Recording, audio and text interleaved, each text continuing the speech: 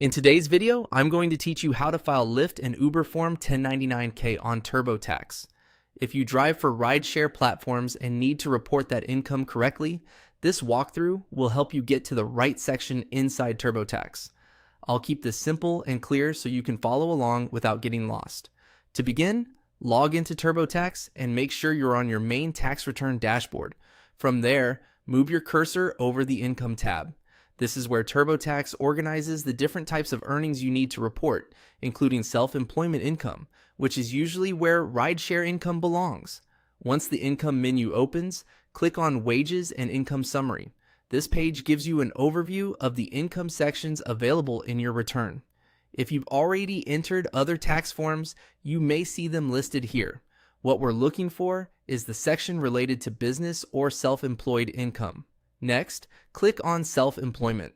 For Lyft and Uber drivers, TurboTax generally treats this as self-employed or independent contractor income rather than regular employee wages.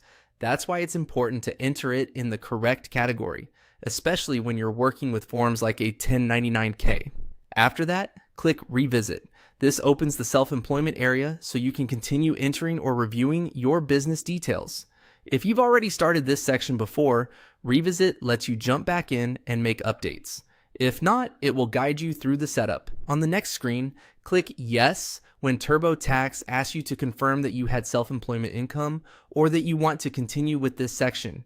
This step tells the system to keep moving forward with the business income workflow. At this point, there's one important thing to know. You need to be using the premium version of TurboTax for this part. If you're on a lower tier version, TurboTax may prompt you to upgrade before you can continue entering self-employment details. That's normal because rideshare income reporting typically requires access to business income features. As you go through this section, make sure the amounts you enter match your tax documents exactly.